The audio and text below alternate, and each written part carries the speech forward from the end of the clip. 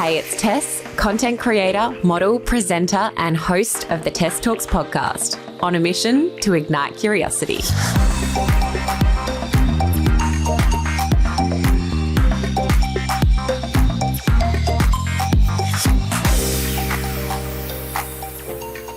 Have you ever stopped to think about whether your house is actually healthy?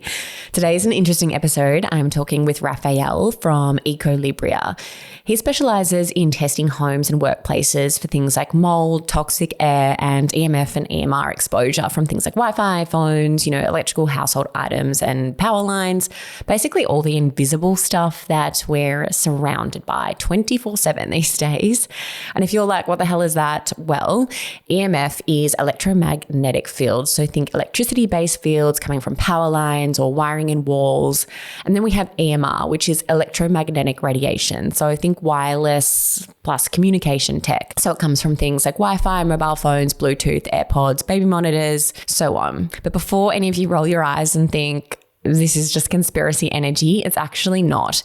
There's a lot of science behind it and some of it is conflicting, but this episode will open your eyes as to where some of the new updated research actually lands. It is kind of scary at how common some of these issues are, even in brand new homes.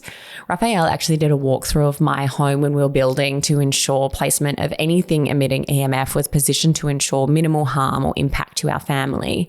And let me tell you, he has some amazing tips on how to improve your home and your devices. So in this episode, we're covering basically what's worth actually worrying about and what's not, and just some simple changes that can make a real difference in your home. This is also very important if you've got kids, you're pregnant, or maybe you're just tired of feeling tired and you feel like you've tried everything else. You will be surprised at how much of this stuff could be affecting your well-being, your health, and your sleep. So let's get curious. I kind of feel like that EMFs often get lumped into the whole conspiracy basket, but from like more of a scientific standpoint, what would you say are exposures that are actually worth, I guess, taking seriously? Yeah. So there are a lot of different kinds of exposures, and so it can get very confusing. There are exposures from electric fields, which are just from cabling in the wall. If you took down your walls and your plasterboard walls and you see how and where all those cables are wrapped, and if you're behind those beds and so on, that's one thing. There's not as much research into that as there is into the power lines and the magnetic fields from that, or transformers, or the meter boxes behind the beds are probably one of the biggest issues. And then the just total proliferation of wireless now these days. So we all just live with so much wireless that for me, that's one of the biggest issues, because there's just so much. You almost don't get away from it, especially even in sleeping areas. If people aren't mindful of what's near their sleeping area, that's 24/7, because they're on their phone, they're on tablets and so on. And it's not conspiracy theorist stuff, in my opinion. I've been doing it for 20 years now. And so I see so much where people make some changes and there are enormous differences. Like there was one client who had been sleeping behind a meter box for 10 to 20 years odd. Terrible sleep, terrible energy levels and lack of focus and so on, and depression and so on. And I said, look, I couldn't get out there. And she said, I think it's something to do with my meter box because I sleep behind it. And I said, look, if you just move your bed to the other wall, just try that for 2 or 3 nights and see how you go. Called me about a week later and just said, she was almost in tears, just saying, everything's changed. I've got so much energy outside. I can think more clearly than I've ever thought. I got so used to this level of unwellness, or whatever you'd like to call it. But you're so used to what you're used to that you forget what it feels like to be really energetic and focused and clear thinking and so on. So yeah, there is a lot of that, and there's a lot in your property and in your home, but then also everywhere else, workplaces and so on. So how are we actually measuring that? Because I think a lot of people who are somewhat skeptic on this would be like, oh, but that's just kind of like energy woo-woo stuff. It can be anecdotal. It can be whatever. But is there a way that you're actually measuring what kind of EMFs are coming out of certain devices and things? Yeah. So there are a lot of different kinds of meters to measure different types of fields and even different frequencies. So when it comes to wireless stuff, it's very complicated because there are so many different frequencies. There's 2.4 gigahertz, there's 5 gigahertz, and they keep upping up the frequencies because everything in your home starts interfering. So there's highly specific and complex equipment to measure different fields from different devices. And there's a lot of confusion because there's a lot of DIY meters which kind of measure between this and that, and then where the red light goes off is different.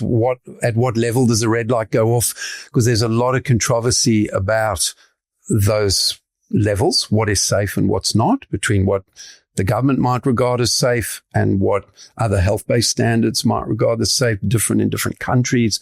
There's a lot of variation, but yes, a different meter to measure magnetic fields from power lines and those type of influences. So yes, we go around measuring and at different times. So there's a peak time where it would be in the morning where everyone's using their appliances. And again, in the evening, 6 to 9 morning, 6 to 9 evening, roughly, you get different readings than you would in the middle of the night where there's less demand, or middle of the day. So yes, it can be a little complex, but there are very complicated equipment to measure these things. I've seen some of the basic ones. Actually, my friend had one, which I think maybe it costs around like $250 and you can kind of just buy them around. I don't know how accurate they are, but I remember it was really cool when I was first using it. We went to his apartment and we were just walking around and just like scanning where different high points of EMFs were coming from. And it was interesting that in the living room, which was quite close to a power pole outside the window, was getting a really high reading of the EMF exposure. And he was like, I'm never going to sit in the living room again, or at least be on like the other side of it kind of thing. So I don't know how accurate those, like, I guess more accessible ones are, but I feel like they're kind of cool. I want to invest in one. Yeah, well, some are fairly accurate, or accurate enough for people to do their own stuff. So magnetic fields, for example, it's called a Gauss meter. And those you can get that they are not that expensive. And are fairly accurate enough for people to go, yeah, that's too high or that's too low. The precise figure might not be exact, but it's accurate enough. So yeah, it is a good thing, but a lot of that is long-term exposure. Right. So it's not like don't ever sit in that area again. You know, we walk under massive power lines. Yeah, just it's okay, because that stress will cause more issues than anything else. We're not here to create stress, but to sit in a field for long periods of time, that's where the evidence builds up, the long-term exposure that used to be regarded 10 years long-term. Now sort of around 5 years is regarded as long-term. Right. Okay. So if we start with maybe some of the like things that are external to our home, such as like living near power lines or Wi-Fi towers, what is that risk looking like? So a lot depends on how close you are to the power line, the physical line itself. So some power lines are above ground and some are below ground. And the rooms that are closer to the road will have higher readings than the rooms as you move further back. This is the magnetic field related to power lines, and it's directly related to the current. But if you are in what we would regard as building biologists an elevated magnetic field for long periods of time, that's where I personally find there are some real issues that can develop in those long terms, and more serious issues the longer you are exposed to that type of thing and you don't feel anything. That's the thing. You won't feel it. You won't know. So you might get bad sleep or headaches occasionally or whatever, but there's not going to be any signs. You don't get a shock when you're in there or anything like that. It's difficult. And the wireless, because sometimes we spend ages doing an assessment because there are so many wireless devices in the home. So yes, there are phone towers outside, but the closer you are, the worse it is. But sometimes you can be 40 meters from a phone tower and have no issue at all. And that's because you're directly under it. A phone tower is kind of like switching on a torch or a lighthouse, and it sends out that beam like that. So you can imagine being right under is a better place to be. So if you're close and around 75 meters, it varies depending on how high it is, but around 75 meters, you can be in the strongest beam. But if you are closer than that, it could be okay, but not necessarily. If you've got a building, say the phone tower is over here and you're right under it, but then you've got a big building there and it's transmitting into that building, it will bounce and reflect back into your property and then it still will be bad. But if it's all open, then you can find that being that bit closer can actually be okay. It can go right over you and there's no bounce back if you're regional or something like that. Yeah. So there's a lot of variables. They put it up high because trees and other buildings and so on affect it all. So if you're close, but you've got all sorts of buildings or trees, dense trees and things like that in the way, it really dampens the power level. There's confusion because people go, oh, look, I still can get a signal. I can still make calls. And yes, you can, even where there's a weak signal. But we're more concerned about the power levels, where if you're constantly in that power level, but then it works the other way as well, because if you're out on farms, we're far from stuff and you go, well, I'm safe 24/7. But when you do make a phone call, the phone has to power up more because it's far from the nearest phone town. So they're finding in the beginning that the farmers were the ones that were actually getting a lot more health effects, even though they were regional, because their phones had to really power up with the weak signal. So there's a lot of confusion about that sort of thing. So it's not as straightforward, I think, as we originally kind of suspect, or for me in particular. What about when the rollout of 5G towers came? Because I know there was a lot of like controversy around that. And anecdotally, I knew a few people who were like living nearby a 5G tower and they were like, I was instantly disrupted, like worse sleep, didn't feel as like settled in myself. I don't know how much of that is woo-woo. What's your take on when the 5G rollout happened? Well, this is where there's a lot of controversy, a lot of confusion, and you can put 7 other people in this room and interview them and you probably get 7 different opinions and so on. What makes it confusing is that when they initially rolled it out, it was at a much lower frequency. So less than 5 gig, 6, maybe 7 gig, that type of thing.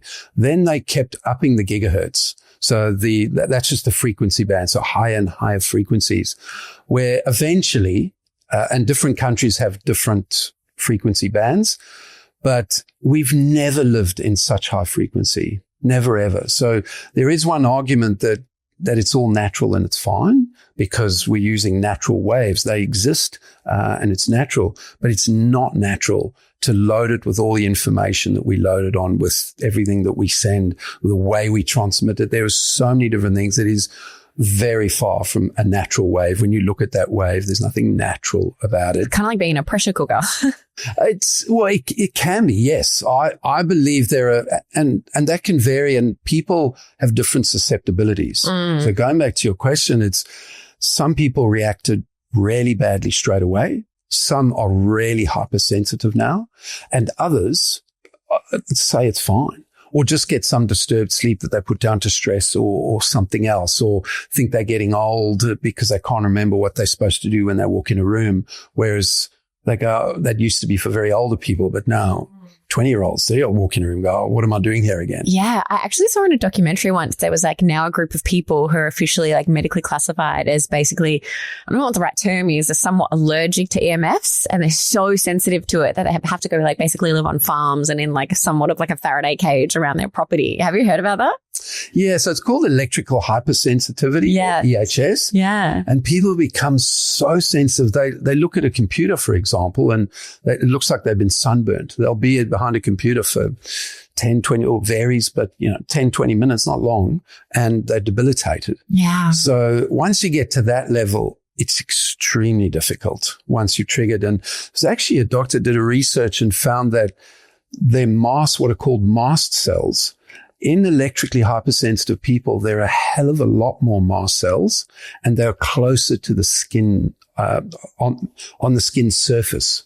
And he thought that was really interesting because, it basically, when it comes to mast cells, it's closer to the surface of the skin, and there are a hell of a lot more in these hypersensitive people who don't really understand what makes someone hypersensitive, where the trigger is. And although we all have our organs and everything in the same place, we're also unbelievably different. You could smoke your whole life and nothing could happen. I smoked for 2 years and I get cancer, and everything in between. It's even more, in my opinion, even more complex with electromagnetic field exposure. That's funny. Even when I like have my phone on me too much, if I have it in my pocket, like I will start to get like this kind of like sensation in the area. I feel like kind of like a warm kind of like tension feeling. And I try to avoid talking on the phone to my ear as often as possible, possible, because even just feeling that heat and that pressure, it's like I can feel it kind of like burning up on my body. I don't think my husband has that same reaction, but I know like me and like my mum, for instance, we both do. So like, yeah, I feel like, as you're saying, people just have different kind of, I guess, limits or maybe awareness to how their body's reacting to these kind of things. Yeah. And actually one of the bigger problems is people who don't react, because then why would you think it's an issue? You're feeling nothing. But there is so much going on in your body when it's basically exposed to these type of fields. There are a few things that I put down, like it causes oxidative stress. So it can cause cell damage, actually damage your cells. But you'll find that when they do research, for example, and some will say, you look at sources and go, but there's nothing that's been found and there's no definitive answer or saying that it's very easy to manipulate a study and get results for what you want to get. So you can use human cells that are not that sensitized to high frequency, and you can use cells that are, and you'll get extremely different results. So where the paper comes from and who's financed that study is a really important thing to look at when you look at what the results are. So someone like Deborah Davis, who in the US, she deals with a lot of universities and does all sorts of studies with no vested interest in what the outcome is, doesn't care, has no business interest. Those are the type of results that you should look at, as opposed to something put out by telecommunication companies. They're never going to find that it's horrific because we are completely and utterly dependent on it now. So the oxidative stress is one. And then the interesting one is that it increases the permeability of your blood-brain barrier. Oh, wow. So the blood-brain barrier is there to protect you. So when that permeability increases, it makes you more susceptible to anything and everything else. So whether it's mold, whether it's chemicals in the environment, anything can affect your body a lot quicker because that permeability is increased. And then it also has an effect on melatonin as well. So it affects sleep to a great degree. And once your sleep's affected, I think no matter what affects your sleep, that's when, all sorts of problems go downhill. So the sleep's a big one. And then controversy about this one, but DNA damage. So there's single and double strand even breaks, not just damage, that have been proven in particular cases. So what are they seeing with that kind of outcome? If you are getting some form of DNA damage, what's that causing in people? The DNA. Yeah, like how is that showing up and manifesting? Is that showing up as, a cancer, or is it like, what are we seeing? You can get all sorts of issues down the line. So I'm not sure what exactly the DNA damage causes exactly this, but a lot of neurological issues, and a lot of dementia, all of that type of thing, believe is linked to that. And then, of course, the cancers. So, everyone wants to talk about the cancers and so on, but and then there's control saying there's no proof that this causes that. But in different individuals, these different stresses on the body, they happen. These things that I've mentioned, there's independent studies showing that this is what can happen and does happen. And so depending on your susceptibilities, then you'll have these different things that can occur. It's like with babies too, because their blood-brain barrier is still very forming, and that's why we've got to protect them so much in those early months, because they're so susceptible to getting sick and that getting, going to their blood through their blood-brain barrier and basically causing, all kinds of problems and can be really serious. So you can see that how if that's getting weakened in us as adults, how much more susceptible we will be to so many different kinds of illnesses and disease and ailments. Absolutely. Yeah. And as you mentioned, the kids, they're so much more susceptible. The skulls are thinner. There's a lot more cell proliferation that's happening. So there was one case in Sydney where we went into a home, and you mentioned this before about baby monitors. You alluded to it. We went into this home. I tell many people this story, where basically there was this newborn baby who's probably about 6 months or so from memory, but she would always put the baby down in the middle of the cot, and then she'd always come back and then pick the baby up. And when we were there, said, "Oh, look, the baby monitor has really high issues with regards to RF and EMI."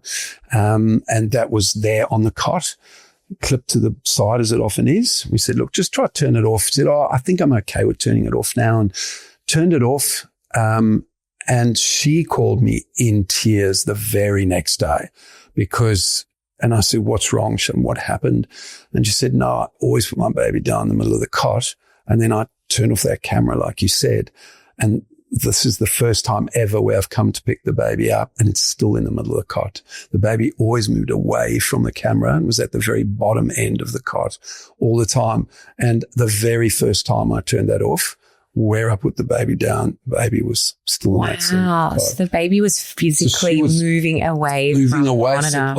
It has always done that. Moved down to the bottom of the cot and going, why has it always moved down there? Maybe it's uncomfortable in the cushioning or something else. And she was in tears, devastated that she had hurt her baby in this time. No, there's nothing like that. You can't possibly know, but all we know is that it's potentially not very good for the child. So it's better if I think baby monitors is such a big one. Like I was so oblivious to the fact that they actually could be emitting, these high EMFs and frequencies. And it was actually my naturopath originally who put me onto you. And that's when I asked you to come and do a walkthrough of our house when we were still building and placing where everything was going to see if we did have, like a safe home, like for a better term. But she was telling me a story of very similar that she knew a family that the baby just wasn't sleeping. And I think, the baby was maybe around 1. Every time they would go on holiday, the baby would sleep through the night. But back home, it was constantly waking up. And then they ended up getting an expert in. I don't know if it was yourself or someone. It must have been you. Who recommended that they try moving the crib to the other side of the room because the wall that she'd been sleeping against was behind basically like a electronics room, which had a lot of the house's, like software systems. Mm-hmm. And the first night, the baby slept through the night. And they just couldn't believe it.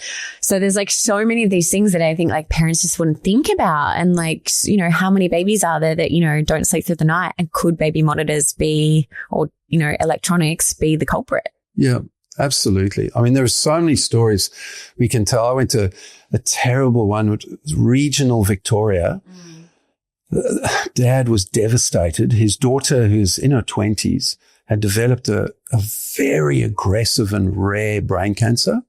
And he had no idea why. And he said, Rab, I'm worried that it had something to do with the property because she was perfectly fine before she moved in here. And just after she started feeling unwell when she moved in. And literally a year later, this is what she had: headaches.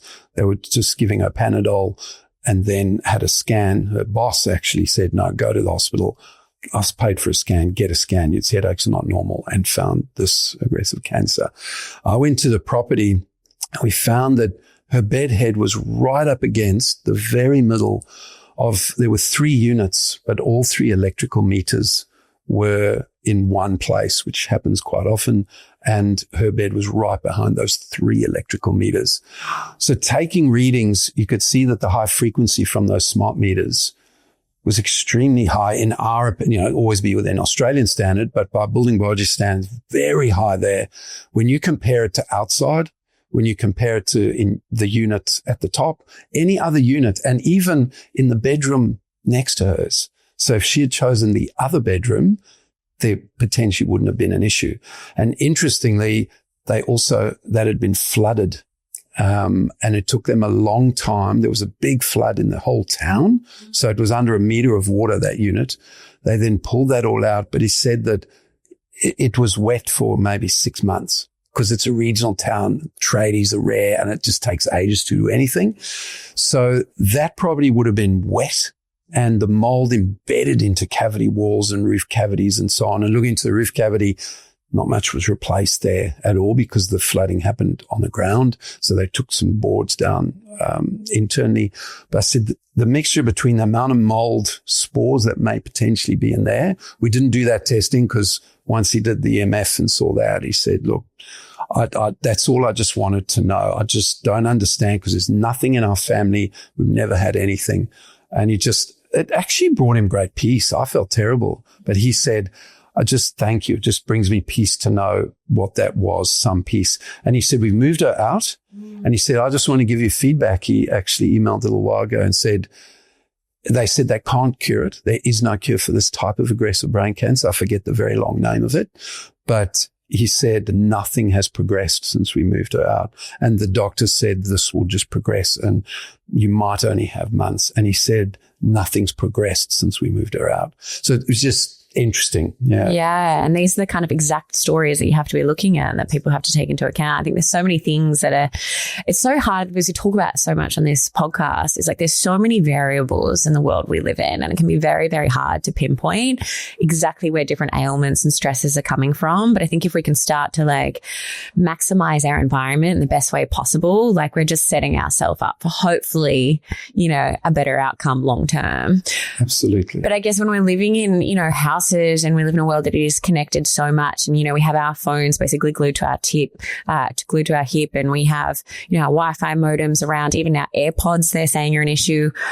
What do we do? Like, what are the first steps that we can do in our house to try and I guess make it more EMF friendly? Yeah. So there's quite a lot you can do, and people, they start panicking and resisting straight away because they go, I'm not living in a cave and without all my tech. And usually when I go into a home, if it is husband and wife, it's usually the wife who's very on board and wants everything. And the husband goes, I don't want to, you're going to take away all my tech. Like, that's it. Not always, but that seems to be a large majority. So I feel terrible, but you don't have to take away all the tech.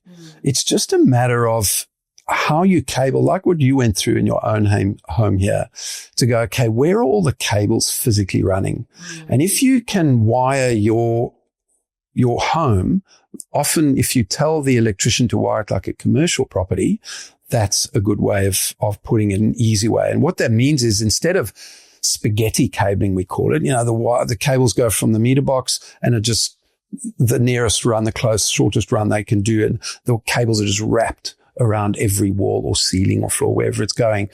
But instead of doing that, run it on trays. So run all the cabling together and then come out in single runs where they need it.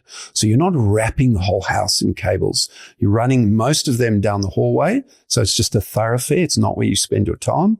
And then you have these single runs. And then you can get demand switches. So when you're going to bed at night for your bedroom, you can flick off the switch and the power circuits are all flicked off and you don't have any of that cabling running in there. There'll be a little bit of induction running in, but basically it's off. And then the electrical fields are all quiet. So I think it's important that where you sleep, that is quiet. That's all. That's where you rest and repair. Things must be quiet. So if you can isolate, and it's simple, it's just putting your bedroom circuit on its own circuit. So, and that switch is just an isolation switch. You just switch it off near the light and it's like going out to the meter box and just flicking that one circuit off. Those simple things, which don't cost a lot more, tiny bit more, but very little, will make a big difference. And trying to cable in all the wireless. So a little bit of all of this convenience, some will be taken away, and people are very resistant to any convenience being taken away. But it's whatever they used to. Like our kids, we were talking before, I've got twin boys. They're just their first now year of high school. They're going to start having to sit down and using computers and so on. So we've built in a study. That's where I go. Big desks. There's a cable connection and you can put that into there. They get their laptops from school. You can get a little converter where you plug into USB and then it's an Ethernet port. You can plug in the Ethernet cables, just a tiny little easy converter, and they can come home, plug that in. There's no wireless at all, but they have very fast, very reliable cable internet connection. And if they want to look something up, go to your desk and look it up. Don't sit there on the couch or whatever. At least get up and go over there. Good suggestion for all of us, isn't it? Well, Be more present. It's such a habit to sit on the couch, and you do. Everyone does. I want to know something. I don't get up there. My phone's just here. And on your phone, if you can turn the mobile data off, the Wi-Fi off, and only turn it on when you want to use it. Problem is we use it so much all the time. If you have a working day, go to your cabling computer. When you're out, even I will flick on mobile data, have a little look in a browser and then flick it off. Right. So you're constantly doing it. It's the time, but no one wants to flick it on and then flick it off. But for that bit of hassle, it means you're not walking around, like you said, glued to your hip. You have a modem that's transmitting all the time, receiving just right up against your body. And if you read that thick little booklet that you get with your mobile phone when you buy it, which obviously no one does, in there's a warning to say, don't hold the phone to your head. Is that hold it really? Away. By law, that's in there now because of the amount of issues But all of that's only based on a heating effect. So we call thermal effects, and they think that's an issue because it will actually heat up. But in our opinion, the biological effects far, far outweigh the heating effects. Do you think big tech have been trying to suppress some of the research that's out there, saying that maybe how harmful these kind of devices could be? Yeah, in my opinion, there is a lot of that. It'll be controversial, but there's a Professor Don Maish from Tasmania has done a lot of research into this. He's an amazing, amazing guy who actually looked at the whole conflict of interest with ICNIRP basically set standards for all the wireless high frequency stuff and even, the magnetic fields. But ICNIRP consists, if you actually boil it down, there's a handful of people, ex-telecommunication, they decide on everything. And he did a very interesting study on the huge conflict of interest, how so many of the Western world relies upon these standards set by this very small group of people with a massive vested interest.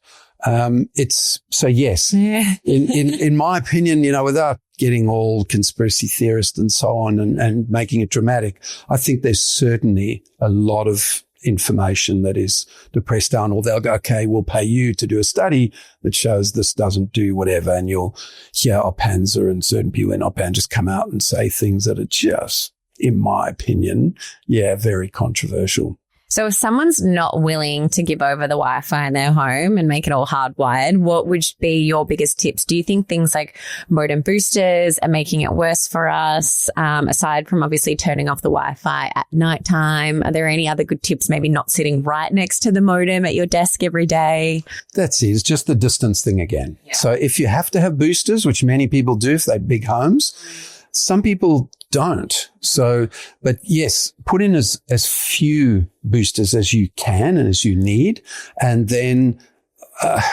see where don't sleep or spend time during the day in close vicinity to it, because yes, there are issues. Even with power boards, I've gone to many homes where they plug in they have all the power boards, even rest their feet on it, or in workplaces, they mount them under the desks and have their knees on it. And I can't tell you the amount of places I've gone to where they have all sorts of issues with their legs and their feet, and unexplained in all of them, but they are resting on these high fields because they all have transformers in them, a lot of the plugs, those big black boxes on them, and they're an issue because you're right on top of them. So try and just keep things a little bit of a distance, because it does drop very quickly with distance.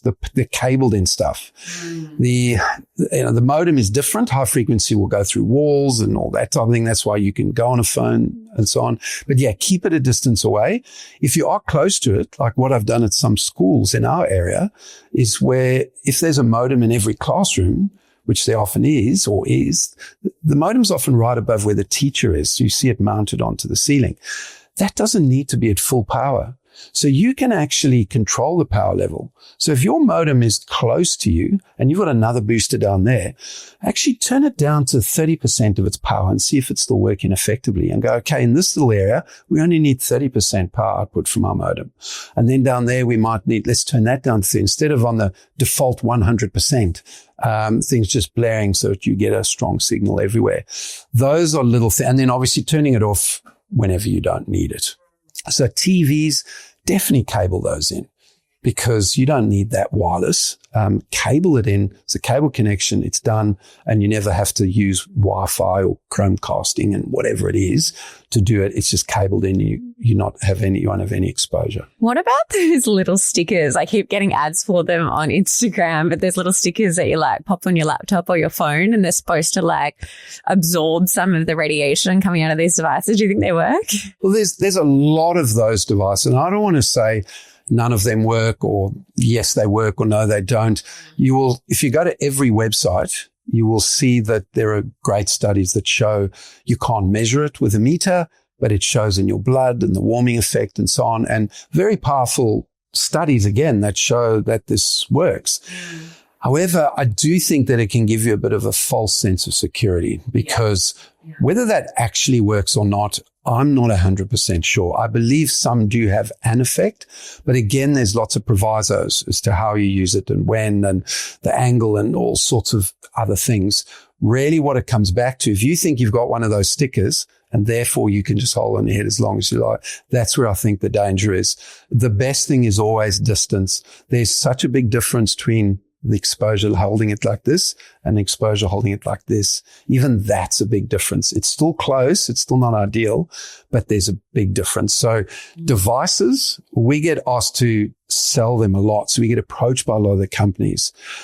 I can measure what I can measure, but what I can't measure, I give to electrically sensitive people and say, look, I don't care if this works or not. Just use this for a while and tell me if you feel worse, better, nothing, whatever it is.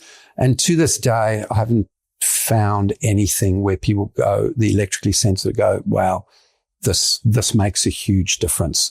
There was one thing called Somavedic. Okay. I think they're Czech. I can't, I know, Slovene, some Eastern Bloc where they're from. And that's actually pretty out there. They put specific stone crystals in it. And it's in a glass and it uses light. It uses all sorts of different factors.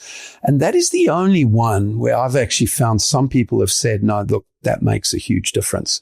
And even I've turned it on and go, look, something's happening. It definitely has an effect. But like my wife she would know when I turned that on. I would turn it on. I wouldn't say anything. And we'd be sitting there. She'd go, I feel weird. I go, what do you mean you feel weird?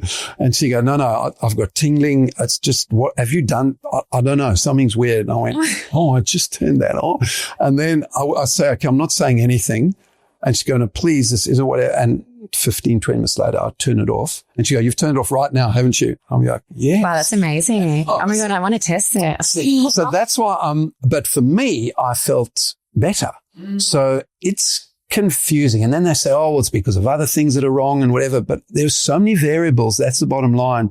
I cannot recommend one product and say plug it in and it will be good each time. So I don't recommend products. I always recommend hardwire, turn off, distance, things like that. That's funny. Even when I was pregnant, I became so much more like aware and conscious about this stuff because obviously you want to protect your baby. And when you go through airports, I know you can start requesting to, instead of going through like the old school, what are they called? Like the security checkpoints. What are they called? Anyway, there's like, big old school security scanners. And so I started very early on being like, oh no, I'd prefer just a pat down, which originally I didn't actually know you can do, but you can do that. And I did have a bit of pushback by some of the security checkpoint people who are like, the newer machines are safe. And I was like, well, I haven't seen that research. I don't feel comfortable. So I'm opting for a pat down, and you can get it every time. Basically, if you have a reasonable explanation, and pregnancy is one of them. So the whole time I was pregnant, I didn't go through one.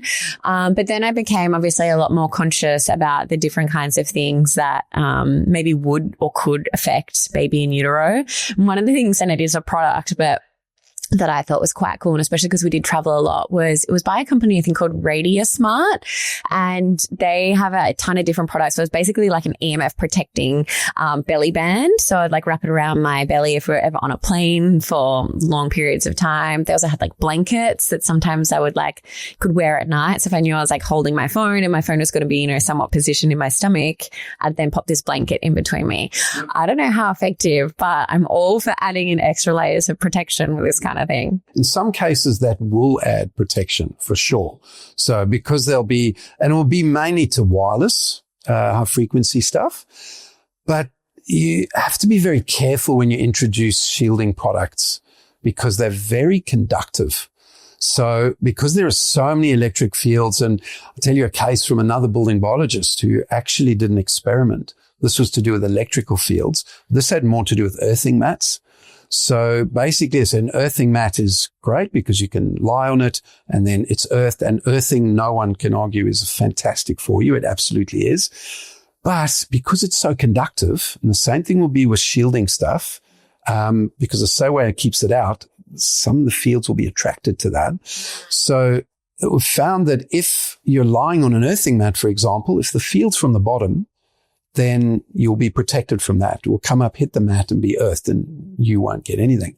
But when you've got cables running in the walls and up, you've got electrical fields coming out that are very attracted to that earthing mat, will actually travel through you to get to that earthing mat. They don't all necessarily go where you want it to be from under and so on. So she had a really sore shoulder, and she kept a diary where she told her husband to mark down during the month when he turned the earthing mat on and when he turned the earthing mat off and unplugged it, and just randomly do it however you want to. And she kept a diary as to when she woke up with her shoulder really sore. And she found that 100% that when earthing mat was in and on, she would wake up with a sore shoulder. And that's only because the fields were coming from, behind her and going through her to get to that. An earthing mat in other applications would be very good, but it all depends. And that's why when you give a very general rule like, yes, all earthing mats are fine and used in this way, or all of these shielding products are great, and you'll use it in an application where it will be good, but you could use an application where it actually makes things worse potentially. Oh my God. So you have to we can't win, can we? Just mindful. No, but you wouldn't have, I thought. No. Why don't we just go for a walk in the park and ground ourselves in the grass and, Yeah, absolutely. Walking barefoot, gardening, just earthing yourself, having a quiet bedroom to sleep in. Just those few things make all the difference, because there's so much and we can't control it all. And if we stress about it, it's going to cause a lot more issues. So just do what you can, control what you can, and forget about the rest is what I think should be done. I feel like everyone's going to want you to come do an inspection through their home after this. Be like, what else can I improve? If we pivot to mold, because you obviously deal a lot with mold and also air quality and I guess like different elements in people's homes, really maximizing their well-being. If we start with mold, why would you say that so many people maybe still have mold in their homes and maybe not even know about it? I think it's because a lot of the time you can't see where the moisture is. So to simplify things, mold has everything to do with moisture and damp. So if there's not elevated moisture and damp, you're not going to get elevated mold growth and nasty types of mold. It all comes back to that. That may sound really simple, but that's all it is. So if you've got a water leak in a shower, for example, that's leaking into the wall cavity, which happens quite regularly, you won't always see something. It won't always ripple that plasterboard because it's happened and it's in that little space and gap. And so you can smell something occasionally, but don't think it's that bad. But when we take moisture readings, we look at it and can't see anything. But then you put it on the wall, it looks perfectly fine. You get really high moisture reading. And then you take that plasterboard off and it's just black in there. So this hidden mold, because moisture gets into crevices and cavities and places you don't ever look. And you can only see it if you visibly see that something's been water damaged. That's where they're often an issue. And people thinking it's no big deal because you see mold everywhere, and mold, like bacteria, it's essential to the planet. The planet can't live without mold. It breaks everything down. So mold is extremely important, and there's lots of mold outside all the time. But when you get a water leak or water damage and it's breaking down building material, it's going to often give rise to the nastier types of mold. So it's the hidden mold that we really have to look out for more so than the mold that might be visible on, say, bathroom tiles that have been cleaned properly for a while or whatever else. Yeah, well, that's one question. Yeah, the one thing you asked once where you said, some people think, oh, is this making me ill? And it's not. Actually, that would be one. They go in the shower and they see a little bit of mold in the grouting or down the bottom and think they're in huge trouble. A little bit of mold in some silicon or grouting is not that big a deal. But if it's gone through that and there's a much bigger problem under and behind all that, then there is an issue. But don't panic about every bit of mold. Like, mold is fine. But yes, it's the hidden stuff. So what are some of the symptoms that people might be experiencing if they have got mold exposure? So some of them are fairly generic where you could write off to so many things. The most common are headaches. And of course, a million different things cause headaches. It's lack of bad sleep. And so many different things cause bad sleep. The ones that people often don't think about, everyone knows about respiratory. So you're getting, the watery eyes and you're coughing and always runny nose. And one is that you always feel like you're about to get a cold or about to get sick and then sort of don't recover and then you're but like you're always feeling like you're getting sick or just are a little bit sick. That's quite a big thing. You shouldn't have that all the time. That's not normal. Big one that people often don't link is how it affects hormones, the endocrine system. So I've dealt with a lot of families. One family, he had 4 kids and they were lunatics. Like they were running around like crazy. They were bashing things. And when I got there, both the husband and wife were just shattered, going, oh, this is just kids and this is how it is. Their house was terribly affected by mold.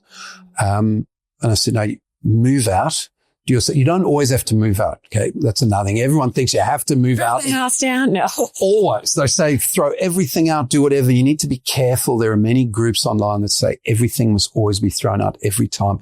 Not necessarily. That does happen, but not necessarily every time. Depends again on many variables. But yes, this poor husband and wife were shattered. They moved out. Again, I deal with a lot of tears. They phone the next day. Mom's in tears and says, I've got my kids back. My kids are actually nice kids.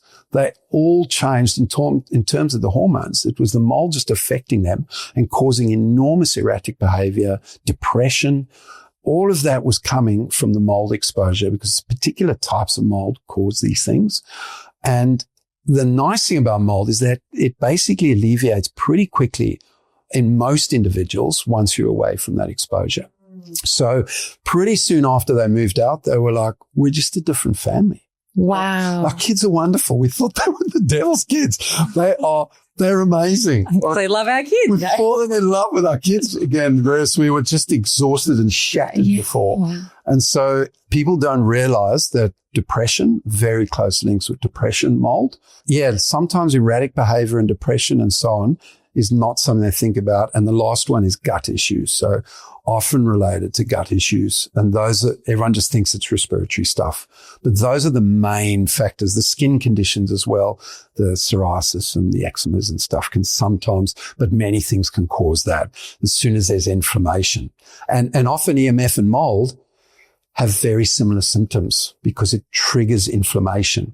So that oxidative stress affecting the cells affects inflammation.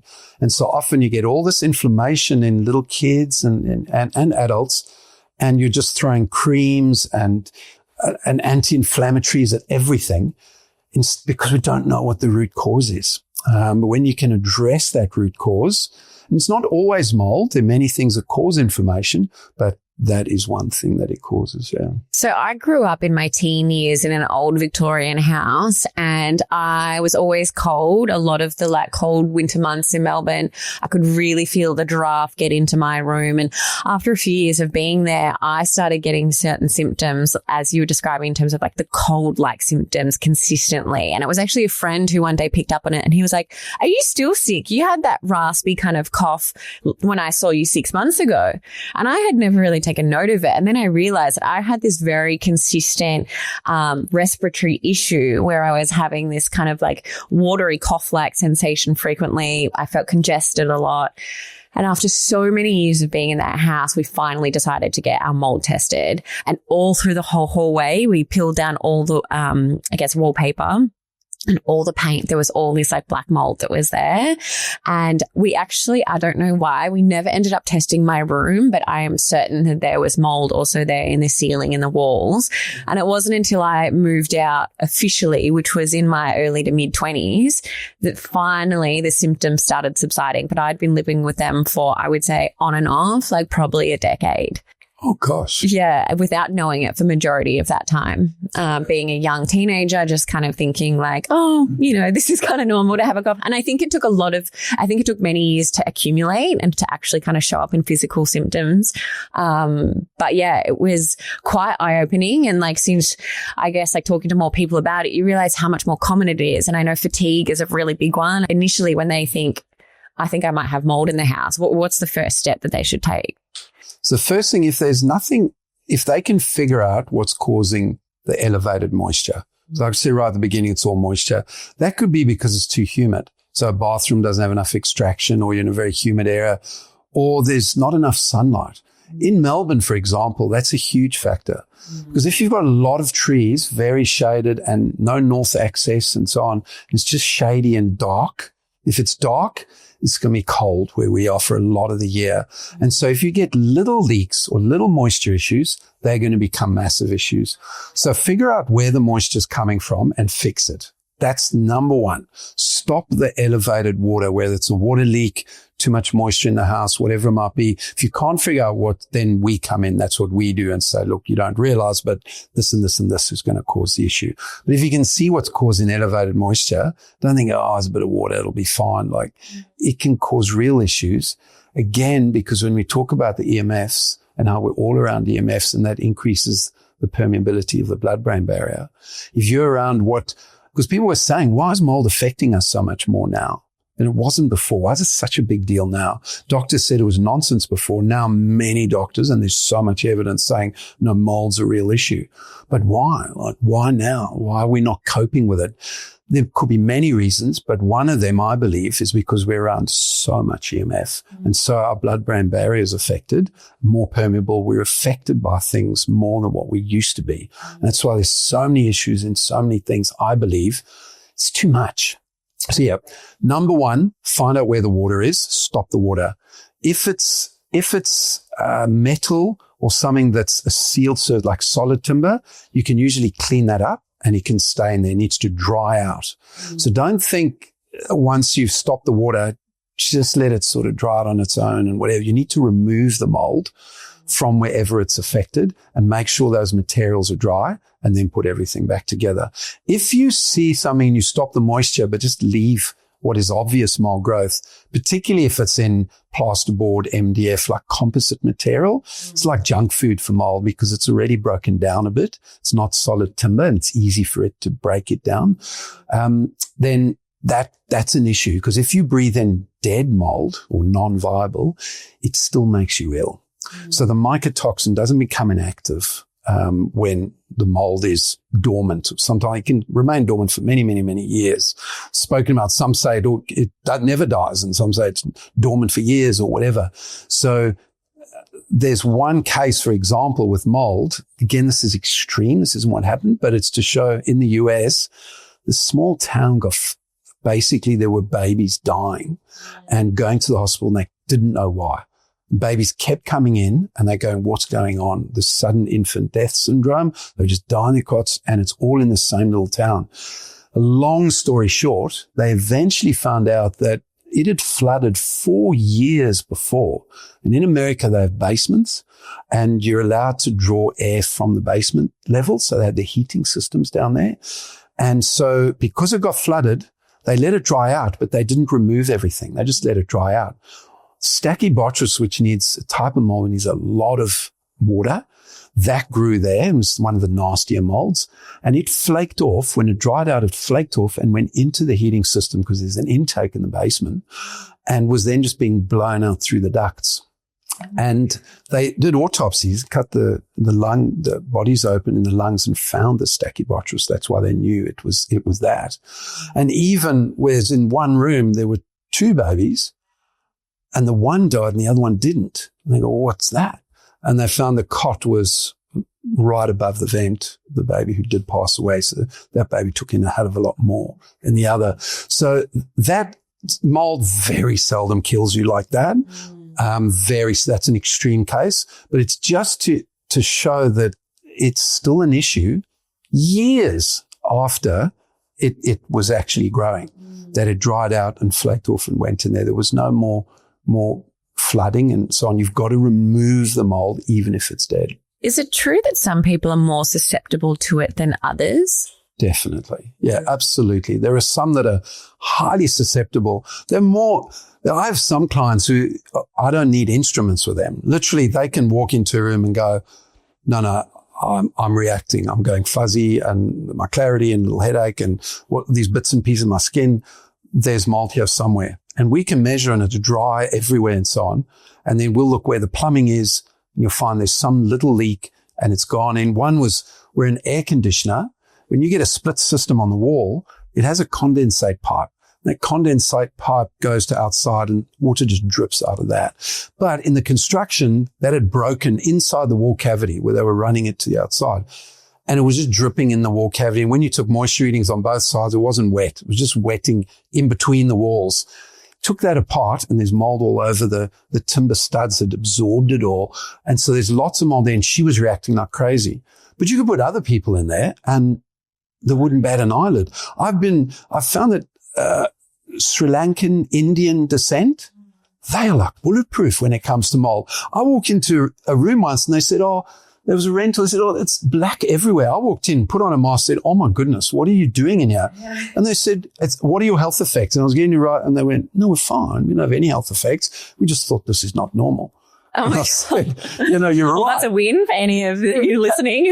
and then you get someone who often the English, Welsh, Americans, like certain descent from their DNA, they can sometimes be highly reactive. So absolutely the long answer, or short answer is yes, very different how people react. And 24% of the population, according to Schumacher, don't produce the antibody to mold.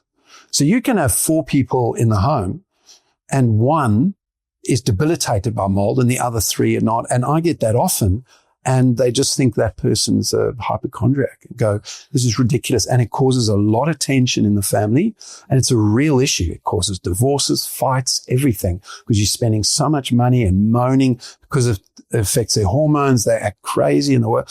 It creates real issues in the home. It's one person who's just honestly debilitated by it, and the other 3 aren't because they cope with it differently. Wow, it's so fascinating, isn't it? Yeah. It's very empowering having this information, because I think people listening, again, can try and piece together the puzzle and maybe why they're not feeling so good. We speak about inflammation so much on this podcast, and there are so many factors that, things that we're eating and the things that are around us. But I think this is such a big one. We're in our homes so much. Some of us work from home 24/7. So I think to know that some of these things could be coming from inside the home, it's empowering to know that. Absolutely. And we found that it got a lot busier, and since people are now working from home more, because now people that were working out of home, now working at home and going, man, I'm sick all the time here. And then the other part is going, I told you, I'm sick all the time. There's something wrong in here. They're like, you're right. All the stay-at-home mums are like, I told you so. Yes, they're going, I told you so. And the dads are like, yeah, fair enough. There's something not right. Yeah, I was not like this at work and so on. So yeah, as you say, that's where you sleep, where you repair, where you rest, where you play, and now often where you work. Just make it the best you can and get on with it. Don't stress about it. Talk to us really quickly about VOCs and maybe air quality in the home, dust particles. How is all of that playing out? Yeah. So there's a lot of people stress about dust particles because you hear from the EPA when they call it particulate matter, when it's 2.5 or that particular size. When it's a lot, then it's really bad for you and so on. It is a factor, but it's very complicated. It all depends what the source of that dust is and what's in that dust. So certain areas in Melbourne, like near the ports, Williamstown, Yarraville, all of that time, terrible air quality because of the busy roads, now the tunnel, the ports. So that can be an issue. You need to look at the area if there's any external stuff that really affects your air quality. Internally, like you said, VOCs, that isn't that. You need to be mindful of the materials you use when you build. So if you're going to just put in the cheapest of whatever, and sometimes it's not just the cheapest, you can get something that's relatively cheap, but is much lower in VOC. So you've just made a better choice, whether it's a paint, whether it's a type of flooring, a glue, an adhesive. Much easier to get them these days because certain commercial buildings have to get what they call Green Star accreditation, and they all want to go for these things. But to get that, part of that is VOC emissions. So chemicals emitting into the air, for people who don't know, from new finishes and paints and products. You can get silicons and adhesives and all these things that are Green Star accredited. It doesn't mean they're great, but it does mean they're less in VOC than a lot of other options. So look into that type of thing and don't put in stuff that has a ton of formaldehyde. Like kitchens are the hardest because all that cabinetry will have formaldehyde. But now in Australia, it has to be E0, E1. It used to be very hard. That E0, E1 just means the amount of formaldehyde emissions. And the lower the number, the better. And used to only be able to get high numbers. Now they're going only E0 and E1. So that's got much better. But you can minimize, make sure there's good cross ventilation. Like if there's only one thing, just open the windows. That makes a big difference to air quality unless you're in a polluted area, like we mentioned before. Otherwise, just open windows. So that is a big factor because we need exchange. When we take mold samples, they're put under a microscope and you can look at everything that landed on the slide. So you can see the amount of skin cells, pet dander, insect parts. Like you'd be surprised what they look at. But most of everything that's in the air is skin cells. So by a long way, it is gross. But we look at it, and the first time I saw them, I was like, look, the mold's fine, but in 1 cubic meter of air, so imagine a meter of air and it's just one by one by one, it's like 10,000 skin cells. Wow. And I was like, is that normal? And I said, well, yeah, for bedroom, that's pretty normal. Because that's where you're changing your clothes, you do whatever. Lots of skin cells in the bedroom. And I was like, wow. So that's why you need dust mites. They're in the bed. Thinking of it is not great. But again, it's just open the windows, ventilate. When you vacuum, use a vacuum that has a HEPA filter, which is much more common these days, so that it filters all that stuff, doesn't just blow it back out in the air. Good HEPA filter, vacuuming, minimizing carpets if you can, and having hard floors and wet mopping type of thing with microfiber cloths, not dry dusting. Those few things will take care of all the dust stuff. A very good range hood is actually, no one thinks about that, but a great range hood that exhausts to the outside is an essential. Those ones that just blow back at you through full are just useless. In fact, when I got all new couches, when he came in and I interviewed him, he said, your couches are going to do a lot better because you've invested in that great range hood. Because he said, without open living, all the couches are always by the dining and the kitchen. And he said, with all the cooking, all that stuff lands on the couches and we find it discolors and goes bad a lot quicker than if you have better air quality in the place. Wow, that's so fascinating. So, yeah, it's really interesting, these few things that you can do that are not that hard, but make a big difference. Are air purifiers worth the investment? I don't think we need air purifiers unless you're in a polluted area. So if you can't open the windows much or you're right by a busy road and things like that, then yes, that's the place for air purifiers. Or you have a bit of a mold issue that you just can't get to. It's a big expense to fix properly. It's going to take years. Get an air purifier to just help. You're not filtering it through your lungs. It's filtering it through the filter. But generally speaking, I don't think we need air purifiers. If you've got a healthy home, open the windows, you're in a reasonably good area, especially if you're near the water. Because in Australia, we're all around the coast. And if you're near the water, a lot of that will be sea breezes. And so you're getting it off the ocean. You don't need to run an air purifier inside. Open the windows, get all the inside skin cells and everything out, and new fresh air exchange. As building biologists, we like to have 10 fresh air exchanges an hour would be great. Wow. So that means all the air in here going out and new air coming in 10 times every hour. I know what I'm doing after this episode. I'm running around the house, opening all the windows. Especially near the ocean, open those windows. It is, of course it varies. People say, look, we're in a humid area and the water, and so it'll increase humidity. There's always a variable, but generally speaking, opening windows, vacuum with a HEPA filter, damp microfiber cloth wipe, and have a good range hood and minimize carpets, and that will do a lot. Wow, thank you so much. This has been such an informative episode. I've absolutely loved our conversation. I love to end my episodes by asking our guests to leave a little verbal entry in the Test Talks diary.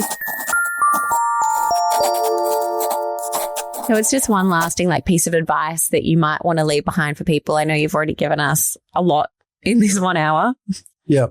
So last one, I'd say, don't, mentioned a few times, but don't stress about what you can't control.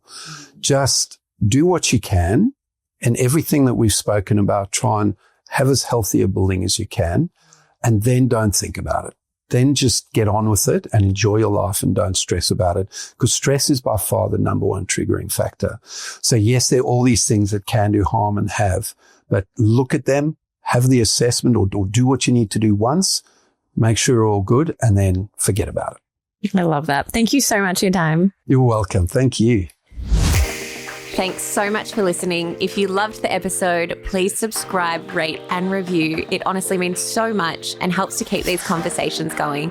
And I'd love to connect with you. You can message me on Instagram or TikTok, and I've left all the details from the episode in the show notes below. I'll see you next week.